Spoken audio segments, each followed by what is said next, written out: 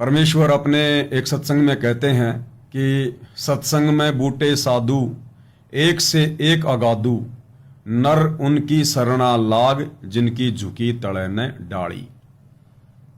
गुरुदेव भगवान इस वाणी के माध्यम से अपने भक्तों को आदेश दे रहे हैं कि सत्संग में बूटे साधु और एक से एक अगाधु, कि सत्संग में जो भगत भाई बहन आते हैं उनमें नए भी आते हैं और पुराने भी आते हैं, ज्ञानी भगत भी आते हैं, थोड़े बहुत नादान भगत भी आते हैं।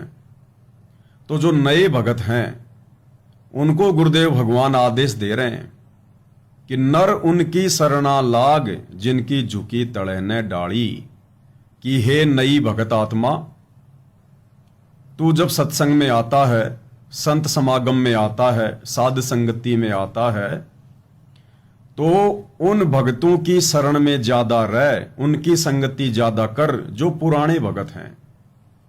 आपस में मंडली बना के बैठ जाओ और जो पुराने भगत होंगे वो अच्छी अच्छी बातें बताएंगे। कोई अपने उन बीते हुए दिनों को तरोताजा करेगा कि सतगुरुदेव भगवान के मिलने से पहले, दास को उनकी शरण मिलने से पहले मैं कितना निर्धन था, कितना बीमार था, कितना अभाव में जीवन जी रहा था, कितने विकारों में जीवन जी रहा था। और जैसे ही मुझे गुरुदेव भगवान मिले, परमात्मा मिले, उसके बाद उन्होंने मेरा जीवन ही बदल दिया। मैं एक नंबर का नशेड़ी था, जुआरी था, मांसाहारी था, और आज गुरुदेव भगवान के आशीर्वाद ने मेरे परिवार को ऋषि परिवार बना दिया। तो गुरुदेव भगवान कहते हैं कि उन पुराने भक्तों की संगति करनी चाहिए, और उन पुराने भक्तों से आप जितनी बार भी सवाल करोगे उतनी बार वो आधीन के साथ, प्यार प्रेम के साथ आपके हर एक सवाल का जवाब देंगे। क्यों? क्योंकि वो आधीन हो चुके हैं। सभी आधीन नहीं हो जाते हैं। परमेश्वर ने केवल उन्हीं भगत आत्माओं की संगति के लिए कहा है जो अपने गुरुदेव के ज्ञान आधार से दासातन में आ गए हैं, जो आधीन हो गए हैं, जिनकी झुकी तड़े ने डाली, नर उनकी शरणा लाग जिनकी झुकी तड़े ने डाली। जैसे पेड़ की डाली, पेड़ की टहनी नीचे उसी की झुकेगी जिसके ऊपर कोई फल लगा होगा। यानी जिन भक्तों की भक्ति कमाई अच्छी हो जाती है, जिनको ज्ञान समझ में आ जाता है, वो स्वतः ही आधीन हो जाते हैं, उनमें दास भाव आ जाता है। वो आपकी किसी भी बात से नाराजगी प्रकट नहीं करते, नाराज नहीं होते। आप जितनी बार भी उनसे जो भी सवाल करोगे भक्ति के विषय में, परमात्मा के विषय में, और जैसा उनको ज्ञान होगा गुरुदेव के आशीर्वाद से, वो प्यार प्रेम से हर बार आपके हर एक सवाल का जवाब देंगे, शंका का समाधान करेंगे। इसलिए भाई और बहनों, साध संगतियों की इस कलयुग में आवश्यकता पड़ती है। इसलिए गुरुदेव भगवान कह रहे हैं, आपको गुरुदेव भगवान के मुख कमल से सुनाते हैं ये वाणी, और इस वाणी का अर्थ गुरुदेव भगवान ने यही बताया है जो उनके बताए अनुसार दास ने आपको समझाया है।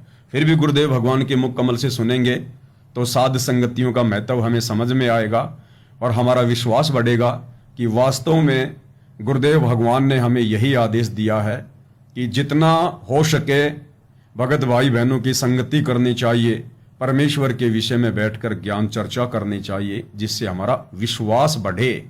और आज वर्तमान में गुरुदेव की गैर हाजिरी में सत्सेवक भाई बहन वही कर रहे हैं। आज हमारे गुरुदेव भगवान अपने मिशन को लेकर हिसार जेल में बैठे हुए हैं, और उनकी गैर हाजिरी में उनके परिवार ने, उनके बेटा बेटी, भाई बंधु, रिश्तेदारों ने जितने भी सतलोक आश्रम खोल रखे हैं, आज उनमें साध संगतियां नहीं होती हैं, उनमें कोई ज्ञान चर्चा नहीं होती है, वहां बैठकर भगत भाई बहनों को दृढ़ता प्रदान नहीं करवाई जाती है। इसलिए हम सत्सेवक उन सतलोक आश्रमों में नहीं जाते हैं। और परमेश्वर ने हमें जो सबसे बड़ा जो ये प्लेटफॉर्म दिया है, सबसे बड़ी जो साध संगति दी है, ये सोशल मीडिया, फेसबुक, यूट्यूब, हम घर बैठे भाई बहन रोजाना साध संगति कर रहे हैं, ज्ञान चर्चा कर रहे हैं, अपने गुरुदेव भगवान की महिमा कर रहे हैं। तो आज से पहले तो सोशल मीडिया नहीं थी, क्योंकि ये जो वाणी है ये आदरणीय गरीबदास जी की है कि सत्संग में बूटे साधु एक से एक अगाधु, नर उनकी सरना लाग जिनकी झुकी तड़े न डाली। तो उस समय उन्होंने केवल सत्संगों में जाकर ही ज्ञान चर्चा के लिए कहा है, क्योंकि उस समय सोशल मीडिया नहीं थी, 250-300 साल पहले। लेकिन वर्तमान में हमने कहीं आने जाने की आवश्यकता नहीं है, विशेषकर साध संगति के लिए। हाँ, यदि हमारे गुरुदेव भगवान आश्रम में हों तो हम 1,00,000 बार जाएं, 1,000 बार जाएं, और आश्रम में जाएंगे तो परमात्मा की चर्चा ही करेंगे, वहां कोई राजनीति थोड़ी करेंगे। आश्रमों में जाकर फिर कोई परशुराम की जयंती मनाने थोड़ी जाएंगे। आश्रमों में जाकर फिर हम सिरसा में नकली कबीर पंथियों की जयंती मनाने थोड़ी ना जाएंगे। आश्रम में जाकर फिर हम भाई बहन वहां पर अचार थोड़ी ना डालेंगे, क्योंकि इन शतलोक आश्रमों में अचार डाला जाता है, अचार। इन्होंने जो ये अन्नपूर्णा मुहिम चला रखी है, इस मुहिम के तहत जो ये गांव गांव जाकर लोगों को जबरदस्ती मनमाना आचरण करते हुए जो राशन बांट रहे हैं, जिसकी कोई आवश्यकता नहीं है। ये लोग आश्रम में प्याज के ट्रक, आलू के ट्रक, मिर्ची के ट्रक मंगवाते हैं, और उसके बाद हरियाणा में धनाना आश्रम के आसपास जो भाई बहन हैं, बेचारे भोले भाले भगत भाई बहन, उनको गुरुजी का आदेश बताकर कोऑर्डिनेटरों के माध्यम से कि आश्रम में विशेष सेवा है, गुरुजी का आदेश है, बेचारे भोले भाले भगत भाई बहन आ जाते हैं। भाई क्या आदेश है परमात्मा का, ऐसी क्या सेवा है? और वहां आने के बाद पता चलता है कि ये जो प्याज का ढेर लग रहा है, आलू का ढेर लग रहा है, इनको साफ करो, सफाई करो इनकी, और इनको 2-2 किलो 5-5 किलो थैलियों में पैक करो, ये सेवा है। और मिर्ची का अचार डलवाया जा रहा है। आप देखते होंगे ना इनके वीडियो अन्नपूर्णा मुहिम के, एक खाट के ऊपर रख देंगे ये 5 किलो आलू, 5 किलो प्याज, तेल, साबुन, दाल और एक अचार की थैली। पहले नहीं देते थे अचार ये, अब देने लग गए महीने भर से अचार। अचार के ऊपर स्टिकर लगा हुआ है, शतलोक आश्रम धनाना अन्नपूर्णा मुहिम। तो ये हमारी माता बहनों से इन आश्रमों में अचार डलवाते हैं, अचार। जैसे एक कहावत है ना, लोग कहा करते थे चल यार वहां चलते हैं भाई, तो क्या करते, वहां क्या जाके अचार डालेगा? अरे वहां जाकर के अचार डालेगा, यानी कि अपना समय बर्बाद करेगा। तो वास्तव में इन लोगों ने अचार ही डलवाना शुरू कर दिया, कहावत को सिद्ध कर दिया इन्होंने। तो भाई बहन, आज गुरुदेव की गैर हाजिरी में इन शतलोक आश्रमों में भक्ति करने नहीं जाते, ज्ञान चर्चा करने नहीं जाते, सत्संग सुनने नहीं जाते, वहां अचार डालने जाते हैं, अचार डालने। अब बताओ, हम सत्सेवक कोई पागल थोड़ी हैं जो हम अचार डालने जाएंगे। तो गुरुदेव भगवान तो कह रहे हैं कि सत्संग में क्या करना चाहिए। सत्संग में बूटे साधु एक से एक अगाधु, और नर उनकी शरणा लाग जिनकी झुकी तड़े ने डाली। अब गुरुदेव तो क्या कह रहे हैं, और आश्रमों में क्या डलवाया जा रहा है? अचार। तो सुनिए भाई और बहनों, पूज्य गुरुदेव भगवान के मुख से।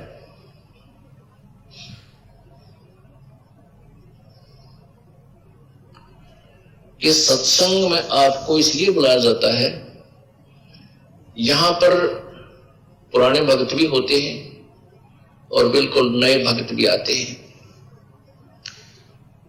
इसमें क्या है कि सत्संग में बूटे साधु, ये साधु माने संत भक्त, साधना करने वाले योगी सब साधु होते हैं। साधक है जिन्हें बुराई छोड़ दी, सीधा सीधा सीधा चालो सो साधु कहावे, सब बुराई त्याग है, भक्ति मार्ग में बिल्कुल सीधा होकर चले सो साधु है, योगी है, भक्त है। तो कहते हैं सत्संग में अच्छे अच्छे भक्त होते हैं, एक से एक अच्छी आत्मा मिलेगी। लेकिन नए भक्त के लिए संकेत है कि उनके पास बैठना, उनसे चर्चा करना प्रभु की, उनसे भी, क्योंकि यहाँ आपको इसलिए बुलाया जाता है कि दास तो 2 घंटे सत्संग करके फिर संगत से मिलने में लग जाता है, और बाकी भक्त तो मिलने बाद में बैठ जाते हैं, मंडली बना के चर्चा चलती है। गुरुदेव नाथ जी ये बताया, इसका नए भक्त पूछते हैं इसका क्या अर्थ बनता है, तो पुराने भक्त उनको बताते हैं। उसके लिए बताते हैं कि उन नए भक्तों को कहते हैं कि उनकी संग में बैठ जिनकी झुकी तले ने डाली। यानी जैसे पौधे पेड़ होते हैं और जिनके फल लदपद लगे हो, आम के या अंगूर के गुच्छे लगे हो, तो वो नीचे को झुक जाती है टहनियां, तो वो फलदार वृक्ष होते हैं। अर्थात जो विनम्र आत्माएं हो चुकी हैं, जो कितनी बार आप प्रसन्न करते हो, प्यार से उत्तर दे रहे हैं, समझो वो भक्ति से परिपूर्ण है, तो उनसे ही ज्ञान समझे, इसका ये तात्पर्य है। अब जो दास सच, गुरुदेव भगवान कह रहे हैं कि उन्हीं से ज्ञान समझें, यानी एक दूसरे भगत से ज्ञान समझने का आदेश गुरुदेव भगवान का है। तो गुरुदेव कह रहे हैं कि जब ये दास 2 घंटे सत्संग कर देता है, और आपको आश्रम में इसीलिए बुलाया जाता है कि दास तो 2 घंटे सत्संग करता है, उसके बाद तुम क्या करोगे? फिर आपस में बैठकर मंडली बनाओ, मंडली बनाकर बैठ जाओ, और जो पुराने भगत हैं उनको बैठा लो बीच में कि आजा भगत जी, परमात्मा की चर्चा करेंगे, हमारी कुछ शंकाएं हैं, कुछ जिज्ञासाएं हैं, आपने हमसे ज्यादा सत्संग सुने हैं, गुरुदेव की ज्यादा संगति की है, हम तो नए नए भगत हैं, आओ बैठो, कुछ विशेष बात बताओ गुरुदेव भगवान के विषय में। तो उनको बीच में बैठा लो और फिर ज्ञान चर्चा करो, दृढ़ता प्राप्त करो, विश्वास बढ़ेगा। और अब क्या हो रहा है? अगर कोई ज्ञान चर्चा भी कर रहा हो ना बेचारा इन सतलोक आश्रमों में, तो जबरदस्ती उठा देंगे, अरे उठो उठो भगत जी, क्या कर रहे हो तुम? अचार कौन डालेगा? अरे माता बहनों, तुम क्या कर रही हो? ये कोई ज्ञान चर्चा करने का समय है क्या? ज्ञान चर्चा करने आती हो क्या तुम आश्रमों में? वो प्याज कौन साफ करेगा? अब ये हो रहा है भाई और बहनों। और हमारे भाई बहन भी कुछ इसी प्रकार के हैं जो इन आश्रमों में जाते हैं, इनको ज्ञान चर्चा अच्छी भी नहीं लगती। मोबाइल सबके हाथ में है, जितनी देर बैठे उतनी देर बैठे, लेटने का मन किया तो लेट गए, खाने का मन किया तो खा लिया, चाय पानी पी लिया, और फिर लेके मोबाइल कहां जाएंगे? कबीर जी के झोपड़े के पास में सेल्फी लेने, जुलाहों के कुएं के पास में सेल्फी लेने के लिए, और मिट्टी की गाय उसके पास में सेल्फी लेने के लिए, और मिट्टी के पहाड़ सेल्फी लेने के लिए, लहर तारा तालाब सेल्फी लेने के लिए। और फिर भी टाइम पास नहीं होता तो चलो रे भाई, वो प्रदर्शनी लगा रखी है ना, उसमें तरह तरह के चित्र लगा रखे हैं, मूर्तियां लगा रखी हैं, चलो प्रदर्शनी देख के आते हैं। फिर प्रदर्शनी देखने चले जाते हैं। फिर संध्या आरती का समय हो जाता है, पड़े पड़े संध्या आरती कर लेते हैं। संध्या आरती के समय आधे से ज्यादा तो मोबाइलों में लगे रहते हैं, इंस्टाग्राम पे, फेसबुक पे। हो गई संध्या आरती, कोई लेटा हुआ है। अब सेवादार भी ऐसे ही हो गए, वो भी नहीं किसी को उठाते ना किसी को जगाते आरती के समय। उनको पता है बेचारा क्या उठेगा, ये क्या आरती करेगा, ये 5 घंटे से तो ये अचार डाल रहा था, 5-7 घंटे से तो ये प्याज साफ कर रहे थे, आलू साफ कर रहे थे, पैकिंग कर रहे थे, अन्नपूर्णा के स्टिकर लगा रहे थे। क्या ज्ञान चर्चा करेगा, क्या बेचारा आरती करेगा? सुन दे इसको, सोते सोते वहां आरती हो जाती है। ये हकीकत है भाई और बहनों, में जाता नहीं लेकिन हकीकत सारी पता है, क्योंकि जो भाई बहन जाके आए हैं वो दास को सब कुछ बता देते हैं कि भगत जी वास्तव में वहां तो यही होता है। फिर भी हमारा मन नहीं भरा तो हम एक बार जाके आ गए वहां, सोचा पता नहीं क्या होता होगा आश्रमों में। तो भगत जी वही होता है जो परमात्मा आपसे बुलवाते हैं। तो कहने का मतलब है भाई और बहनों, गुरुदेव भगवान का आप और हमारे ऊपर एक बहुत बड़ा उपकार है जो गुरुदेव ने हमें इस कलयुग की बिचली पीढ़ी में साध संगति से जोड़ दिया। गुरुदेव हमसे अपनी महिमा करवा रहे हैं, अचार नहीं डलवा रहे, अपनी महिमा करवा रहे हैं। अब दास लाईवाता को अचार थोड़ा डालता है कि लो भक्तों मैं तुम्हें अचार डालना सिखाता हूं।